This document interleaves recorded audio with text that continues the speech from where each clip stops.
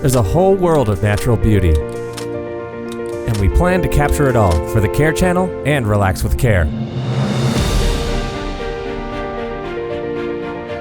Join us on our mission to bring relaxation to everyone who needs it.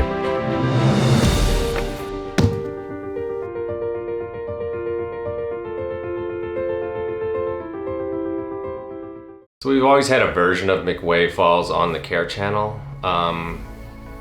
Over 10 years ago, we were paying freelance videographers to go out and shoot the C.A.R.E channel. And one of them had shot McWay Falls. So it's always been on the channel, and we never had quite the excuse to go shoot it until this time. This is the first shoot back from the pandemic. We thought it'd be a nice, easy drive over to California. We can re-get McWay Falls, which means I get to finally see it, which is very cool. And seeing it is definitely, definitely didn't disappoint. It was perfect. We got there at the right time. The light was warm, it was sunset. And the thing I'll take away from it for sure is everyone kind of has a photo of this or a video of this overlook where you can see the waterfall hitting the beach, you can see the beach coming, or you can see the ocean coming in. But I got to fly my drone down there, so I basically got to see all these angles that I've never seen before and are kind of rarely photographed. So I'm really, really stoked on the footage I got.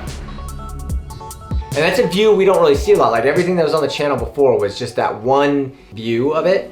And getting that drone out there just changes the whole game, and you can see just all the different angles of it and moving around, and it's just gonna be a really cool segment.